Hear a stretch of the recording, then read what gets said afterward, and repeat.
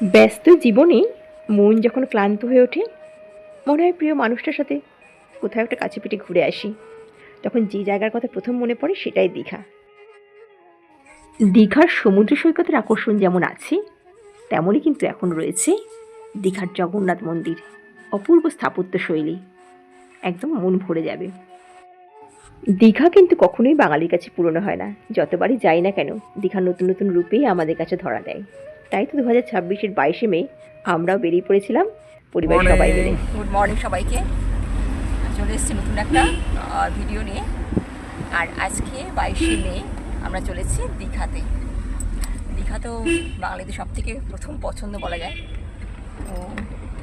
তো গরমের মধ্যে চললাম, এখন প্রায় 7টা বাজে, আমরা বেরিয়ে পড়েছি।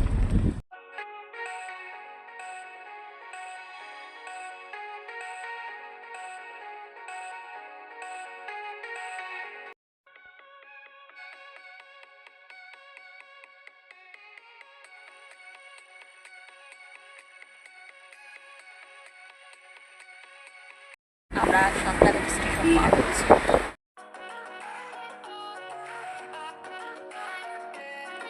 আমরা ধুলাগড় চলে আসলাম 7:30 বাজে।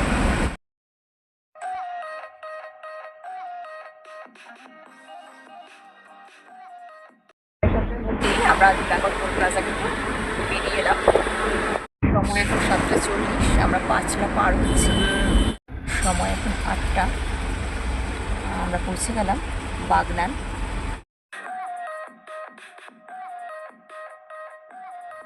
এই হচ্ছে রূপনারায়ণ নদী। এরপরে কিন্তু আসছে কোলাঘাট। আমার এখন 8টা 14, আর আমরা পৌঁছে গেলাম কোলাঘাটে। আর এখানে একটু ব্রেকফাস্ট করবো, দেখাচ্ছি কোন রেস্টুরেন্টে ব্রেকফাস্ট করবো। আমরা কোলাঘাটে ব্রেকফাস্ট করার জন্য নেমে পড়লাম আনন্দ বলে একটি রেস্টুরেন্টের সামনে। এই দেখো, বেশ বড়সড় একটা রেস্টুরেন্ট। চারিপাশে দেখো প্রচুর গাড়ির লাইন। অনেকে কিন্তু এই রেস্টুরেন্টে খেতে এসেছে। এই রেস্টুরেন্টে প্রচুর ভিড় থাকা সত্ত্বেও আমরা কিন্তু রেস্টুরেন্টের এসি রুমের ভেতরেই একটু বসার জায়গা পেয়ে গেলাম। রেস্টুরেন্টের এরিয়ার মধ্যেই দেখো কি সুন্দর একটা নার্সারির মতন রয়েছে, বিভিন্ন ধরনের গাছ রয়েছে, তার পরিচর্যা করা হচ্ছে। আমরা ঘুরে একটু দেখলাম।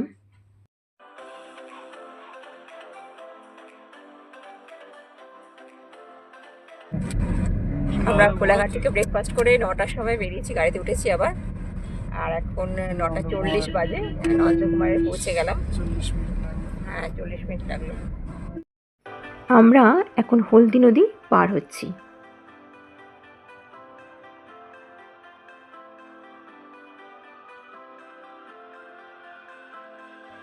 ওই দেখো, দূরে দেখা যাচ্ছে দীঘার গেট।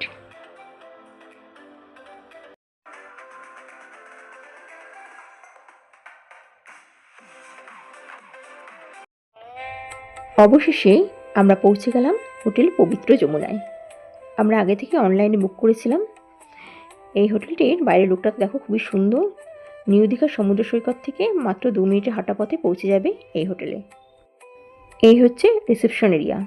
তো আমাদের রুমটা রেডি হচ্ছে, এখনও হয়নি, তাই আমরা চলে এলাম একটু ডাইনিং প্লেসে। রিসেপশন এরিয়ার পাশেই কিন্তু ডাইনিং প্লেস। লাঞ্চে এখানে কী কী পাওয়া যায় সেই মতো আমরা অর্ডার দেবো, তো সেই জন্যই চলে এলাম এখানে। অবশেষে আমরা পৌঁছে গেলাম আমাদের আগে থেকে ঠিক করা হোটেল পবিত্র যমুনা 109 নম্বর রুমে। আমাদের রুমটা ছিল ফার্স্ট ফ্লোরে, এসি রুম এটি।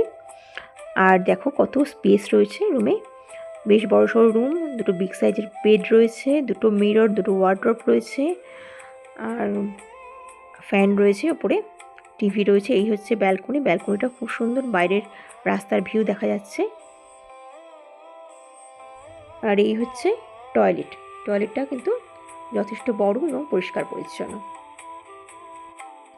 দেখো, এখানে একটি টিভি রয়েছে, দুটো জলের বোতল দিয়েছে কমপ্লিমেন্টারি, একটা ইলেকট্রিক কেটেল রয়েছে, চায়ের সমস্ত সরঞ্জাম রয়েছে, নিচে রয়েছে একটা মিনি ফ্রিজ। এই রুমটি 4 বেডের রুম। পার ডে ভাড়া হচ্ছে 4000 রুপিস। হোটেলটিতে সুইমিং পুল আছে, তো সেই জন্যই চলে এলাম আগে সুইমিং পুলে, কারণ খুবই ইচ্ছে করছিল। ভীষণ গরমও পড়েছে, আর এখন এই দুপুরে সমুদ্রে যাওয়া যাবে না এত রোদের মধ্যে, তাই চলে এলাম সুইমিং পুলে। ভীষণই মজা করে স্নান করলাম অনেকক্ষণ ধরে। দুই ছেলে তো জল থেকে উঠতেই চাইছিল না। সত্যি কথা, আমাদেরও উঠতে ইচ্ছা করছিল না জল থেকে। খুবই আনন্দ হচ্ছিল। তো স্নান সেরে এরপর যাব আমরা লাঞ্চ করতে। স্নান সেরে আমরা চলে আসলাম হোটেলে ডাইনিং প্লেসে। তো খিদেও পেয়ে গেছিলো, চলে এসছে আমাদের লাঞ্চ। আমরা চিকেন থালি নিয়েছিলাম আমরা 3 জন, আমার কর্তা নিয়েছিল ফিশ থালি। রুমে পৌঁছে একটু রেস্ট নিয়েছিলাম, বিকেল 4টে নাগাদ আবার বেরিয়ে পড়লাম। নিউ দীঘার সমুদ্র সৈকত থেকে আমাদের হোটেলটি ছিল 2 মিনিটের হাঁটা পথ। তো সেই জন্যই চলে এলাম সমুদ্রের ধারে। দেখো চারদিকে লোকে লোকারণ্য, গরমের দিনে দীঘা যেন একদম সত্যি জমজমাট হয়ে থাকে। দেখো কত লোক, নিউ দীঘা সত্যি সবসময় কিন্তু জমজমাট থাকে, সেই জন্য ভালো লাগে আসতে। তো আমরা এখানে কিছুক্ষণ সময় কাটাবো, তারপর চলে যাব জগন্নাথ মন্দির দেখতে। আমরা চলে এলাম জগন্নাথ মন্দির দেখতে। জুতো রাখার কাউন্টার আছে, আমি 2 নম্বর কাউন্টার দিয়ে ঢুকেছিলাম, 2 নম্বর গেট দিয়ে। ওখানে একটা কাউন্টার আছে জুতো রাখার, সেখানে রেখে আমরা ঢুকে পড়েছি। বেশ কিছুক্ষণ হাঁটতে হলো, ঢুকে পড়েছি মন্দিরের চত্বরে আর কি। খুবই সুন্দর লাগছে চারিদিকটা, প্রচুর লোকও কিন্তু এসছে। একটা উন্মুক্ত একটা জায়গা, প্রচুর মানুষের সমাগম হয়েছে। আর মন্দিরের কারুকাজ তো সত্যি মানে অপূর্ব সুন্দর। মন্দিরের প্রবেশদ্বার কিন্তু অনেকগুলো, প্রায় 6টা না 7টা গেট রয়েছে। 6 নম্বর গেটের সামনে জুতো রাখার জায়গাটা একদম কাছে, তো সেইখান দিয়ে ঢুকতে বেশি সুবিধা। আমরা 2 নম্বর গেট দিয়ে ঢুকে পড়েছি, কিছু করার নেই। দেখো ভেতরটা তোমাদের ঘুরে ঘুরে সব দেখাচ্ছি, খুবই ভালো লাগছে। যে শিল্পীরা অক্লান্ত পরিশ্রম করে এত সুন্দর একটি স্থাপত্য নির্মাণ করেছে, সেসব শিল্পীদের কিন্তু কুর্নিশ জানাই। বাদ বাকি বিতর্কে আমি যাব না, পুরীর জগন্নাথ মন্দির আসল এটা নকল এরকম কোনো বিতর্কে আমি যাব না। আমি দেখব শিল্পীদের হাতের কাজ, এটা আমাকে খুবই মুগ্ধ করেছে। তো যাই হোক, ঘুরে ঘুরে আমরা দেখতে লাগলাম।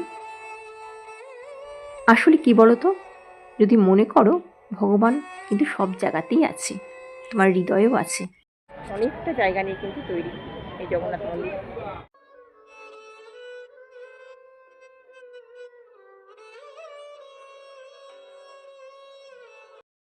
কেমন লাগছে এসে মন্দিরে?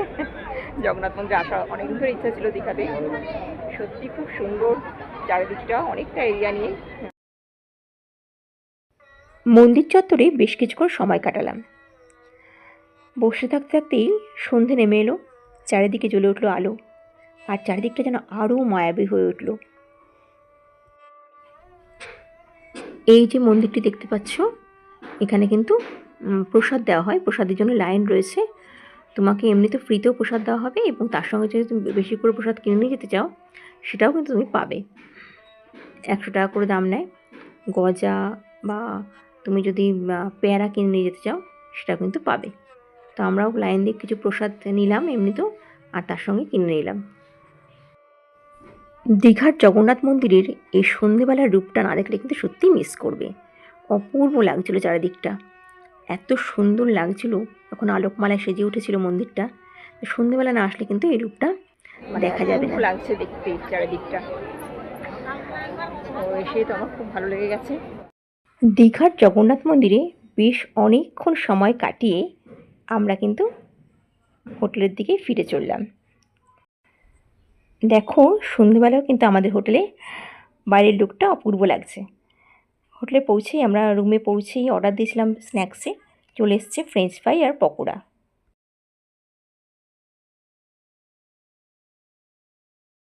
সন্ধ্যেবেলা রুমে ফিরে একটু স্ন্যাক্স খেয়ে ব্যালকনিতে এসে দাঁড়ালাম। দেখো চারিদিকটা কিন্তু আলোয় আলোকিত। এই রাস্তা দিয়ে সোজা হেঁটে গিয়ে ডান দিকে গেলে কিন্তু নিউ দীঘা সি বিচ।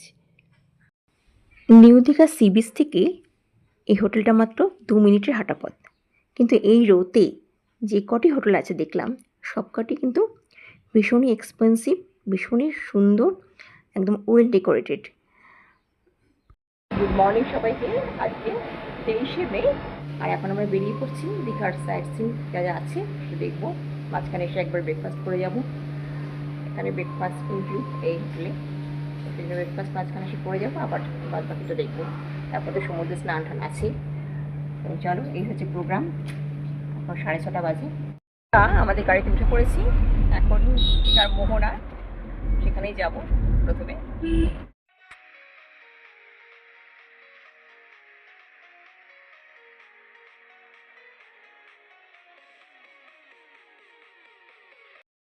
চলে এলাম মোহনায়।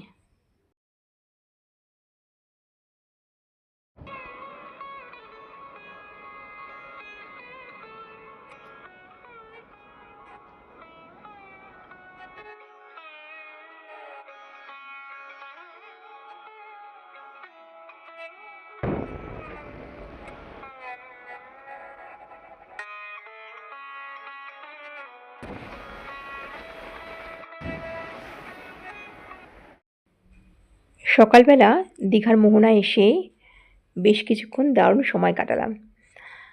তো আমরা যে জায়গাটা দাঁড়িয়েছিলাম তার একটু এগিয়ে এসে কিন্তু প্রচুর লোকজনের ভিড়। তো আমরা বেশ কিছুক্ষণ সময় কাটিয়ে এবার হোটেলে ফিরে যাব। আমাদের হোটেলে কমপ্লিমেন্টারি ব্রেকফাস্ট রয়েছে, কী দেয় দেখা যাক। ব্রেকফাস্টে লুচি, ছোলার ডাল, মিহিদানা, উপমা, তার সঙ্গে 2টো করে ডিম সেদ্ধ দিয়েছে। কেউ যদি ব্রেড বাটার খেতে চায় সেটাও খেতে পারে। ব্রেকফাস্ট করে এখন প্রায় 9টা বাজে। আমরা বেরিয়ে পড়েছি, একটু উদয়পুর বিচে যাব। ওখানে ইচ্ছা আছে স্নান করার। প্রতিবারই তো নিউ দীঘাতে স্নান করি, এবারে উদয়পুর বিচেই যাব।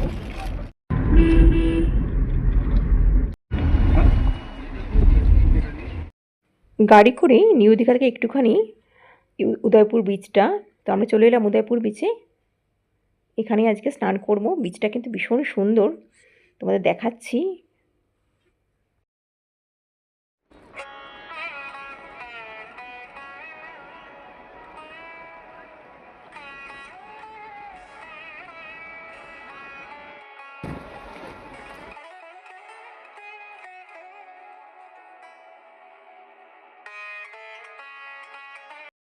উদয়পুর বিচে দেখলাম চিংড়ি, কাঁকড়া, পমফ্রেট, বিভিন্ন মাছ ভাজা। মাছ ভাজা ঠিক না, মাছের মশলা মাখানো গ্রেভি তৈরি করে দেবে বলছে, একদম ফ্রেশ।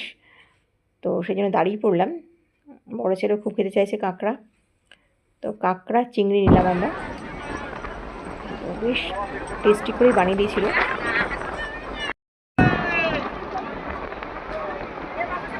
এটা কি চিংড়ি, তাই তো? 6 পিস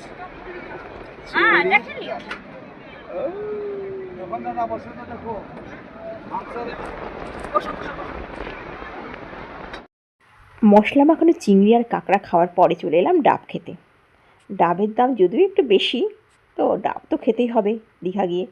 যাই হোক, সবাই মিলে ডাব খেলাম। সন্ধেবেলা আমরা চলে আসলাম ওল্ড দীঘার সি বিচে। এই জায়গাটা কিন্তু সন্ধেবেলা ভীষণ জমজমাট থাকে। তার জন্যই আমরা প্রতি সময় দীঘা গেলে সন্ধেবেলাটা কিন্তু ওল্ড দীঘা সি বিচেই কাটাই।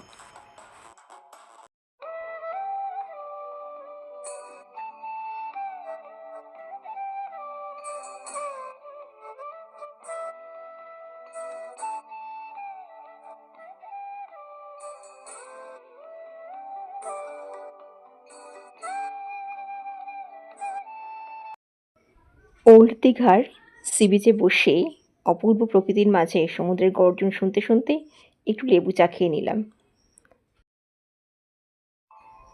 লেবু চাটা শেষ করে দেখি আমার পেছনে বসে আছে একটা ছোট্ট মেয়ে।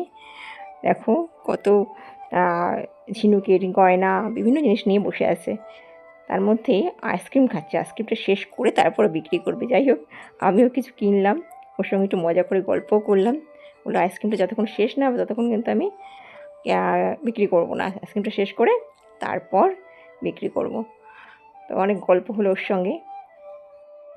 সন্ধেবেলা ওল্ড দীঘা সি বিচটা কিন্তু ভীষণ জমজমাট থাকে, এত সুন্দর চারিদিকটা সাজানো। সন্ধেবেলাটা কিন্তু ওল্ড দীঘাতেই বেশি ভালো লাগে। পরদিন সকালবেলা অর্থাৎ 24শে মে আমরা চলে গিয়েছিলাম আবার উদয়পুর বিচে। ইচ্ছা ছিল ওখান থেকে বাইকে করে লাল কাঁকড়ার বিচে নিয়ে যায়, 200 টাকা করে নেয়। তো গতদিন আর যাওয়া হয়নি, আজকে সেখানে একটু যাওয়ার ইচ্ছা আছে। সকালবেলায় চলে এলাম উদয়পুর বিচে।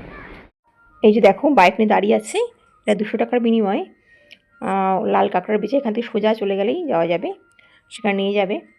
তো ওখানে গিয়ে আমরা আবার একটু বাইকটা নিয়ে বললাম যে আমরা একটু আমার কথা বলে একটু চালাবো আমি সমুদ্রের ধারে। তো সেটাও দিল ওরা।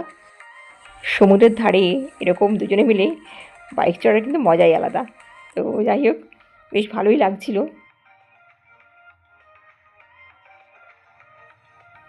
লাল কাঁকড়ার বিচে বেশ কিছুক্ষণ সময় কাটিয়ে আমরা এবার ফিরে চলেছি। ওই যে গর্তগুলো দেখতে পাচ্ছ, ওগুলো কিন্তু কাঁকড়ার গর্ত। তো আমরা দেখলাম অনেক লাল কাঁকড়া, আর মানুষের আওয়াজ পেলে আবার এরা গর্তের মধ্যে ঢুকে যায়। তো যাই হোক, এবার আবার ফিরে চলেছি উদয়পুর বিচে। উদয়পুর বিচটাও কিন্তু ভীষণ সুন্দর, স্নান করার পক্ষে তো একেবারে আদর্শ। আমার তো ভীষণ ভালো লেগেছে। আমরা চলে এলাম অমরাবতী পার্কে, একদম উদয়পুর থেকে।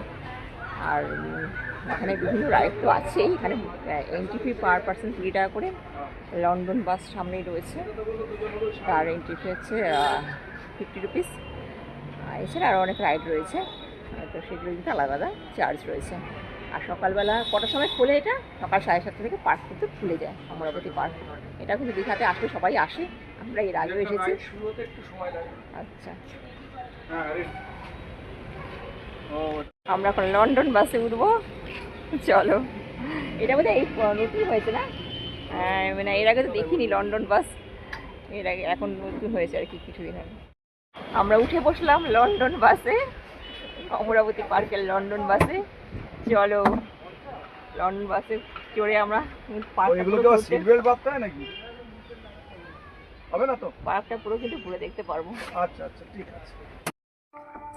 লন্ডন বাসে বেশ অনেকটা উপরে উঠে বসে অমরাবতী পার্কের চারিদিকটা দেখতে কিন্তু দারুণ লাগছে। আমি অনেকবার অমরাবতী পার্কে এসেছি, হেঁটে হেঁটে ঘুরেছি, রোপওয়েও চড়েছি, কিন্তু এইবারে লন্ডন বাসে করে কিন্তু অমরাবতী পার্ক দেখতে বেশ আলাদা একটা মজা লাগছে। তোমাদের চলো চারিদিকটা ঘুরে দেখাচ্ছি।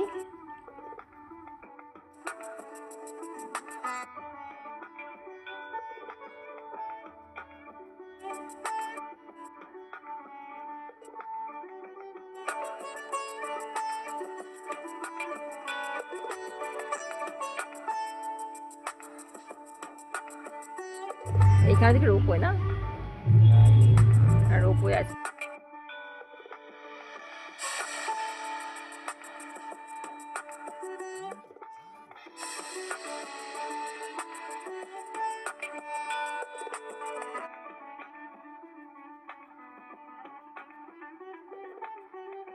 ট্রেন, টয় ট্রেনের মধ্যে 50 টাকা করে না? 50 টাকা না?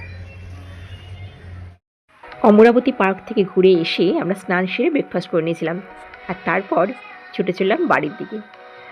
তো এই হচ্ছে আমার দীঘার ভ্রমণের গল্প। কেমন লাগলো ভিডিওটা অবশ্যই জানিও।